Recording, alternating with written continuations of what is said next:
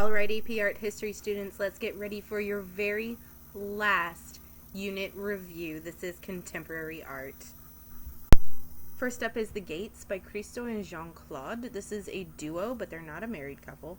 For form, this is a large-scale installation, and it was made with fabric, orange fabric, and wooden poles to hold those sheets of fabric up. The fabric moves in the wind, and it was displayed all throughout Central Park. The function is basically to change the space, and that's the function or the intent of all of Christo and Jean-Claude's works. It makes you think differently about the space that you're in, which then makes you think differently about life and your situation in life. For content, the gates are like torii gates, which are the entrances to Shinto shrines and a big part of Shinto religion. Therefore, you have this idea of ethereality of being, which is like a religious context within your limited time, and your spiritual references all contributing to that.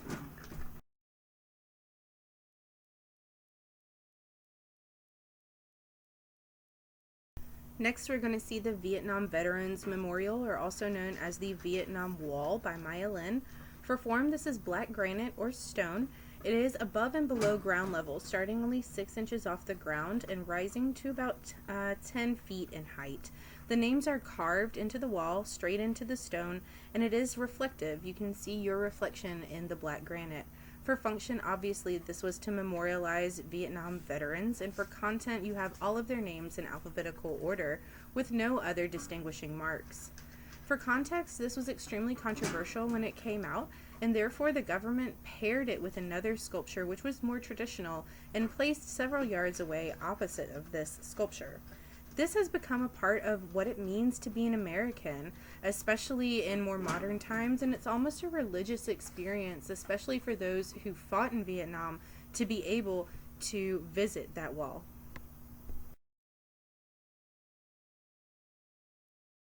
Next, we are going to see The Horn Players by Jean-Michel Basquiat. For form, this is a triptych, and it is oil paint on canvas, which is very traditional, but it also has graffiti art on it, which is very modernist, even postmodernist. It has a flat background with that big black color just straight in the back, and patches of color throughout, which represent people. For function, this spotlights African-American jazz musicians, specifically Dizzy Gillespie and Charlie Parker, which were the most prominent jazz musicians of the Harlem Renaissance. For context, this is a rebellion against the middle class. Basquiat was Haitian and Puerto Rican, and he refused to be called a black artist, instead saying, "Black artist, I use lots of colors."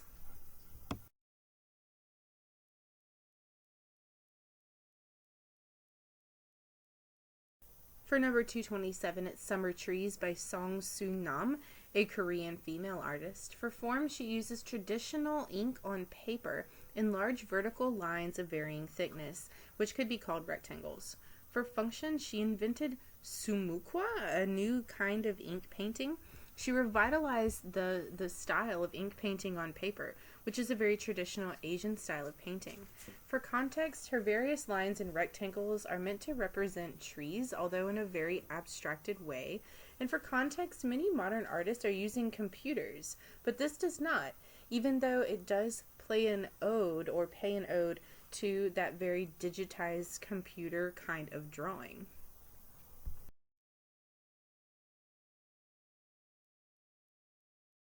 Next up is Androgyne 3 by Magdalena Abakanowicz. She was a Polish artist, and for form, this is a hollowed out shell made of hardened fiber cast or fabric, and it has the appearance of crinkled human skin. This is made to be seen in the round, which means from every angle. For function, it expresses the dehumanization and suffering in today's world. Also, this artist would make a lot of art about the Holocaust, having lived through that, and that's all part of your context. For content, this figure is on a short wooden stretcher, which acts as a substitute for the legs, of which it has none.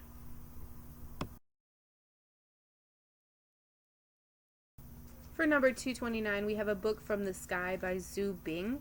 For form, this is hand-printed scrolls and books, and for function, it is to expose the fact that Chinese literary culture is boring and tedious. That is according to the artist. For content, these Chinese-based characters within the text are actually meaningless. He took traditional characters and jumbled them up so they don't actually have any sound or meaning. For context, this is a primary symbol of the movement that characterized the years prior to the Tiananmen Square massacre. So this is prior to the Cultural Revolution. He's talking about Chinese culture, specifically Chinese literary and art culture. And if you didn't get the Cultural or Social Revolution, you need to go back and listen to podcast number 31 to make sure that you do understand that.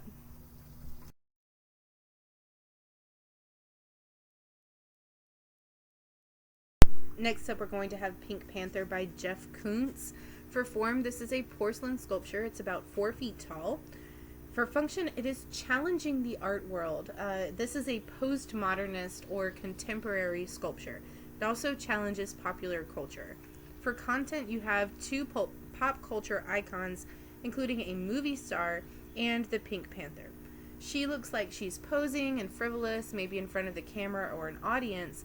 Pink Panther looks sad and not into this whole thing. For context, Koons was possibly commenting on women in the art world and their lesser role according to men. You also need to know what kitsch is. The word kitschy refers to tacky or garish or something that is not normally seen in a museum. Jeff Koons' artwork is the definition of kitsch. It's something that you might find in a tacky trailer that you take to the lake, and it's not expected to appear in art galleries. However, Koons really challenges that idea, and this is a good example of how he does that.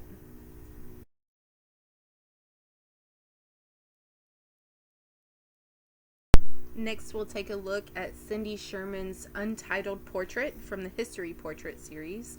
For form, this is a photograph, and it was inspired by traditional paintings, as you can see in her clothing and that toga or traditional drapery. For function, this comments on gender, identity, society, and class distinction. And for content, you have Judith decapitating Holofernes. This is actually a Bible story in which Judith sneaks into Holofernes' tent at night and cuts off his head. For context, Judith lacks emotion or any reaction to the murder that she has just committed, and Holofernes, the head, is mask-like, or actually probably a mask, but he's alert and nearly bloodless. So what is this saying about the role of gender in our society? Is the female gender the more gentle one, which is more traditionally inspired by classical paintings? Or is the female gender the murderer, the more powerful one who is in control? These are all questions raised by Cindy Sherman, and she pairs very well with Jeff Koons, if for no other reason that she is the feminine opposite to his masculine artwork.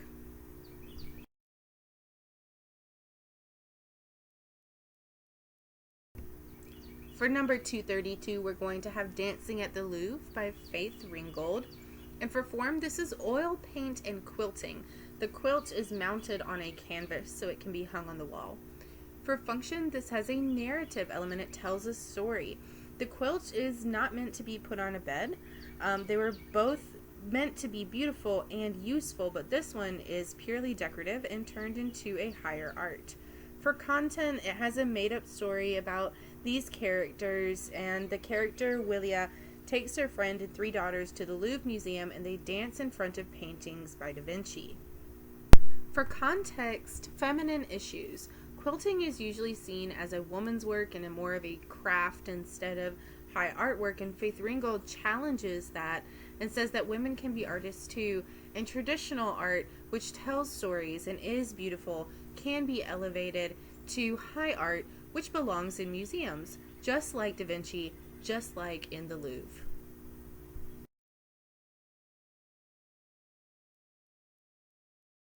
Next up, we're going to see Trade, or Gifts for Trading Land with White People, by Jean Quick-to-See Smith.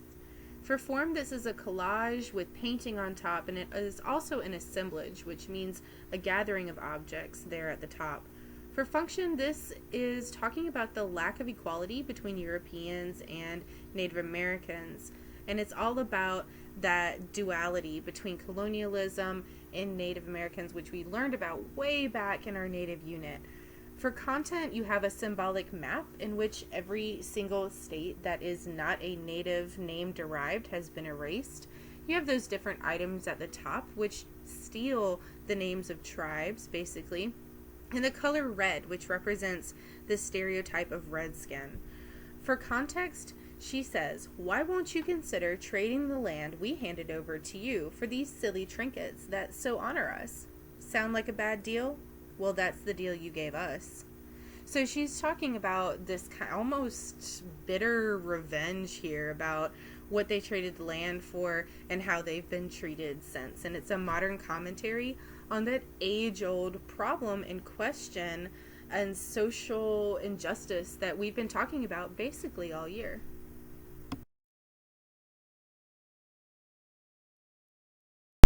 For number 234, we're going to have Earth's Creation by Emily Kame Ngware. For form, this is 20 feet by 9 feet, and it's a painting on canvas. She used the equivalent of acrylic paint, a modern paint, not oil. For function, this is a ritualistic connection to the earth, and that all has to do with context. She's an Australian artist. She's very much inspired by Aboriginal paintings, and for content, you have colors based on the seasons and traditional ceremonies of her culture, which she's expressing here.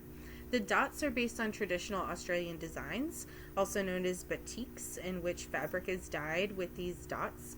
And for context, this is the highest selling work by a female Australian artist. So that's one reason that it is in the 250.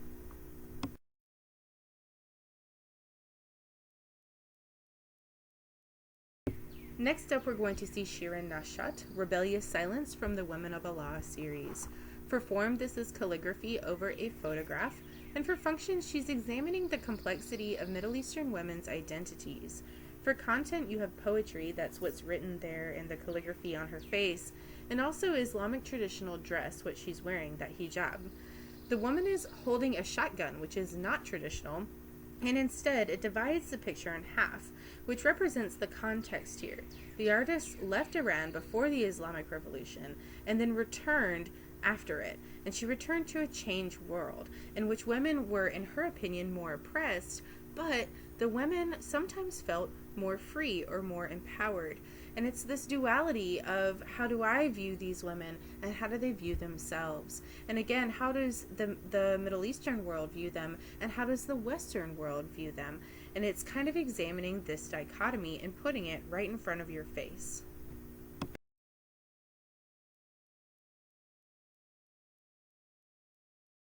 Next up, we're going to have number 236 in La Barberia, No Se Llora, or No Crying Aloud in the Barbershop.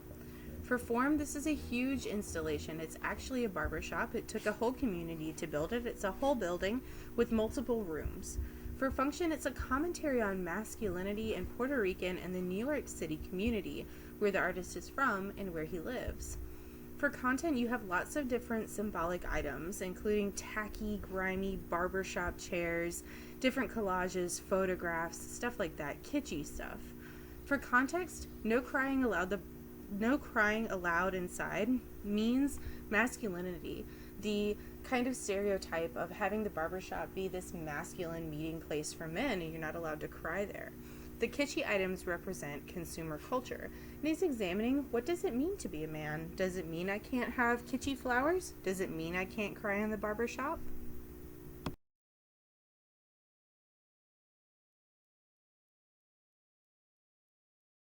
Next, we're going to have a throwback with Pisupo Lua Afe, or Corned Beef 2000 by Michael Tuffrey. For form, this is made of recycled cans of corned beef, but it is a life-sized bowl. For function, it's a commentary on Polynesian obesity and the European influence that resulted in that stereotype of obesity. For content, it has all of these cans, but it's also a moving statue. They did stage a film in which there was a bullfight between two of the statues. For context, he's experimenting with new materials for sculpture. Marble and carved marble is dead here. We're forgetting that. But we're also experimenting with performance art. The importance of corned beef to the Polynesian culture is also examined here. This is often considered an indictment of that and of colonialism as the main function. But you should remember all of that from when we studied Polynesia.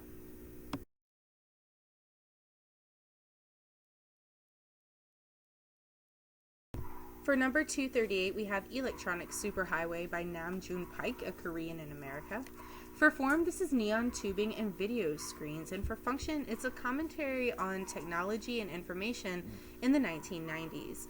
Nam June Paik was fascinated with the way that American interstates spread ideas and also products. For content, each of the videos goes with the state that it is located in. For example, the video in Kansas is The Wizard of Oz. The video in Iowa is from the presidential caucuses. For context, that fascination with new technology, and this is often considered the first video art installation and the penultimate record of what video and film and TV was like in the 1990s.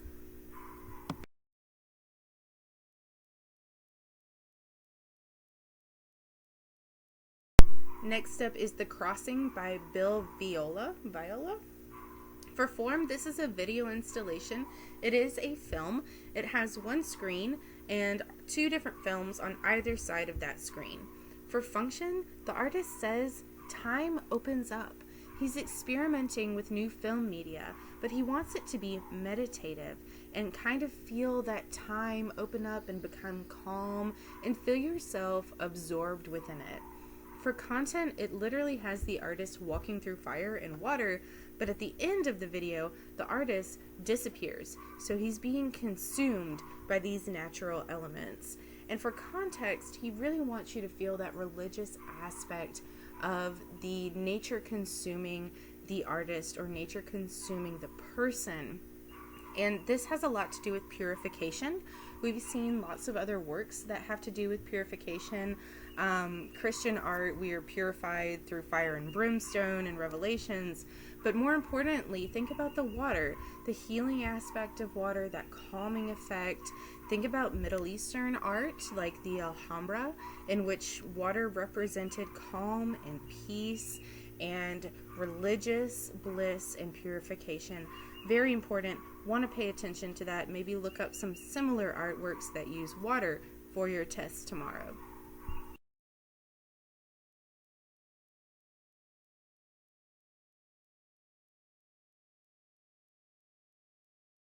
Number 240 is the Guggenheim Museum in Bilbao, Spain.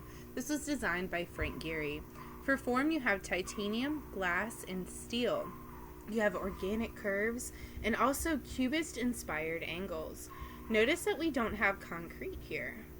For function, this is a museum. It literally houses art, so for content, you can say art.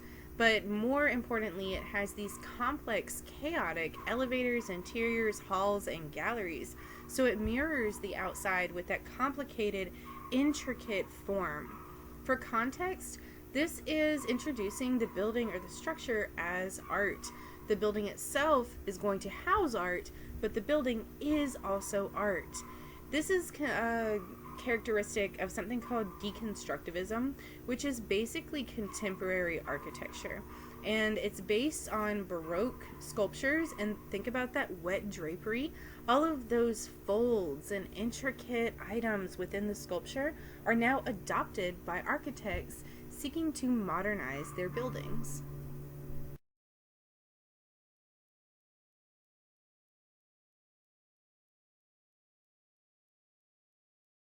Number 241 is going to be Pure Land by Mariko Mori. This is a part of a video installation, so this might as well be a frame or a still from the video. For function, this was an immersive experience. People would go into the room, it would be a very small group of people, completely dark, and they would be watching this film, and then a blast of cool scented air would blow in their faces, and it was meant to be this very meditative experience. But it was also a commentary on pop culture, specifically Japanese popular culture. For content, you have the artist there in the middle, Mariko Mori, as a goddess, and she's meditating, and around her are these aliens that are playing instruments and floating on clouds. Strange, right?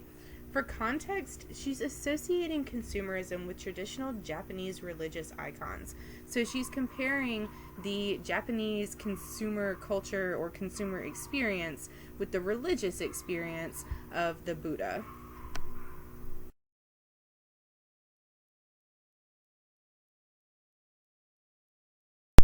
Next, we're going to take a look at Kiki Smith's Lying with the Wolf. For form, this is pencil or graphite on paper, and the paper has been wrinkled.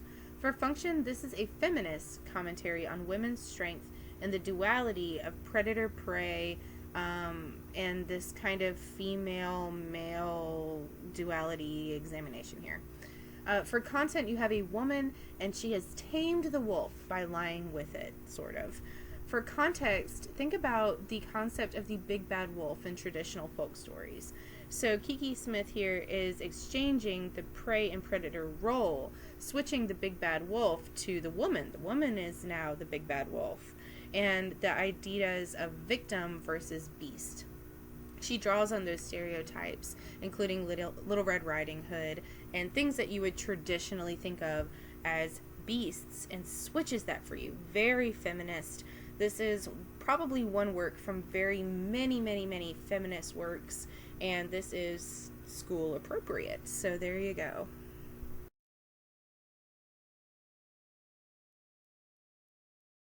Next, we're going to take a look at a work called Darkytown Rebellion by Kara Walker. And for form, this is silhouettes pasted on the wall with a projection of color. For function, it's a commentary on African Americans in the antebellum South. So what that means is post-Civil War here. For content, there are 12 figures total, and each of them is highly symbolic. For context, you have these ideas of anonymity or ambiguity, like you don't know who the figures are. And you get to be part of that. By making it a projection, you can step in front of the art and become part of the artwork, just like you're a part of history. But we can't see your face, just like we can't see the faces of the figures. You are only a shadow in the artwork and in history. And what a big, great idea I think that is.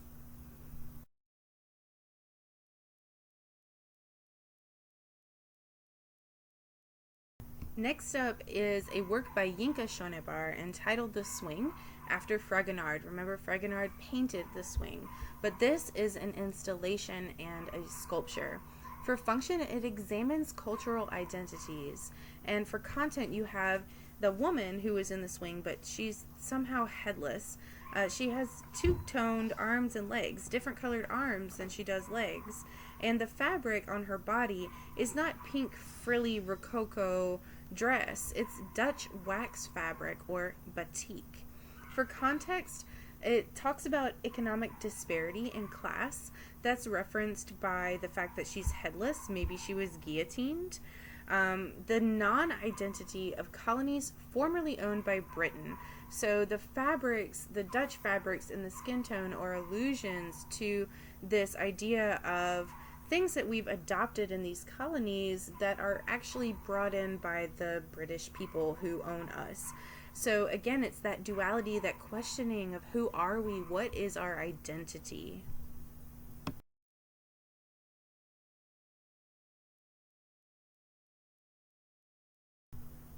And for number 245, we're going to have Old Man's Cloth by Anatsui. One of these is hanging in the High Museum in Atlanta. For form, this is an installation of recycled can parts and bottle caps. And for function, this is an examination of African colonialism, trade, and identity, very similar to many of the works that we're talking about in this unit. For content, all of those cans are flattened and cut and sewn together with wire. Each time one of these works is hung, it's different. It's a different experience, which reflects on how life changes. Art changes, life changes. For context, the use of cans as a resource, the use of cans as something that can get money for the poor people of these colonies in Africa, that's all they can do. Alcohol as a trade commodity, alcohol became imported very much by the British due to their colonialism here. And also textiles, in the title, The Old Man's Cloth, as a production of the colonies, but to the benefit of the British. This also deals with high and low art status, so highbrow, lowbrow, and the non-distinction of that in African society. So we're talking about textiles as high art, which is often a difficult concept for the Western world to adopt or to understand. Think about that similarity with Faith Ringgold and her quilting.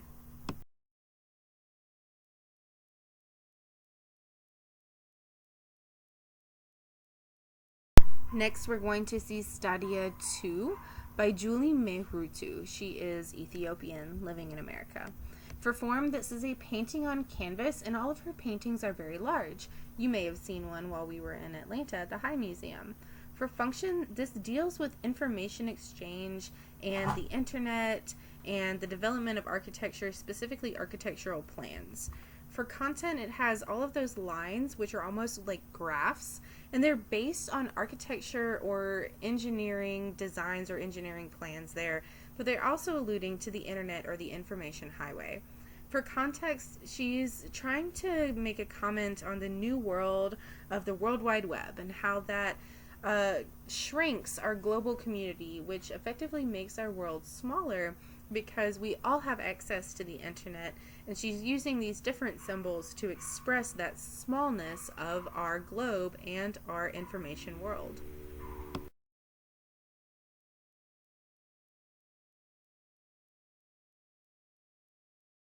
For number 247, we are going to see Praying Mantra by Wangechi Mutu, an African American.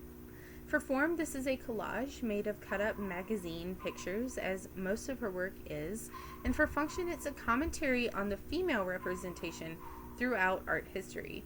So for content, you have lots of these symbolic items. You have the allusion to Adam and Eve here with the tree and the snake, and also Venus or Olympia. Think about those traditional female nudes that we learned about during and after the Renaissance. For context, you have a play on words, predator versus prey, praying mantra, praying mantis, but instead of praying with your hands as in a religious act, she is praying as in eating Adam or taking over the male form.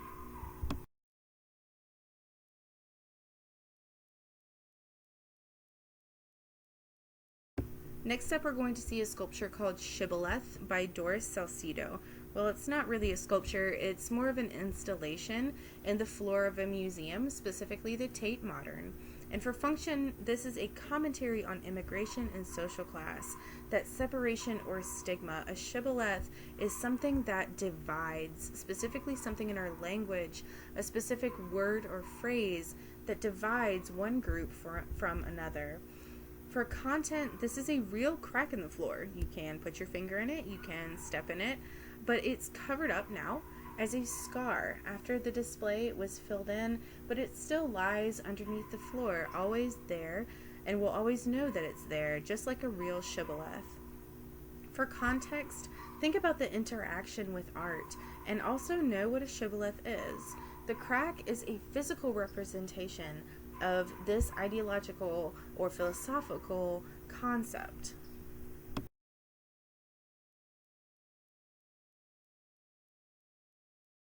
And here we're going to see the Maxi Museum, the National Museum of 21st Century Arts in Italy, designed by Zaha Hadid, a very famous female architect. For form, this is concrete, glass, and steel, pretty much like any modern day building or piece of architecture. For function, this is a new museum in Rome, and it's found in the heart of Rome, and it's surrounded by these ancient ruins of the Colosseum, the Pantheon.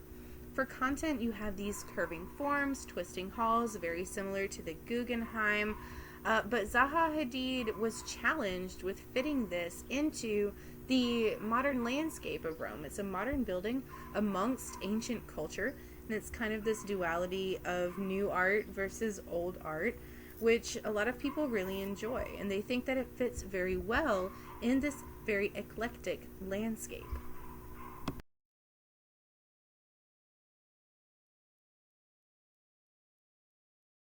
And finally, for number 250, we're going to take a look at Sunflower Seeds by Ai Weiwei, whom you can follow on Instagram. For form, this is an installation of small clay sunflower seeds. They're made out of porcelain, and each of them is hand painted and hand sculpted. For function, this is dealing with the individuality versus the group, handcrafted versus mass produced. So even though there's billions of these sunflower seeds, each one was lovingly crafted by an individual person. And it's that commentary on consumerism right there. For context, know about the social revolution in China.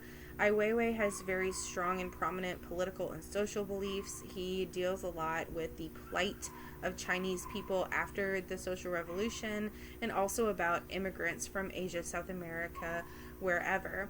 And he's very verbal about this, even in modern day art. He currently lives in LA, by the way. So guess what? That's it for our 250 AP Art History works. Your last review.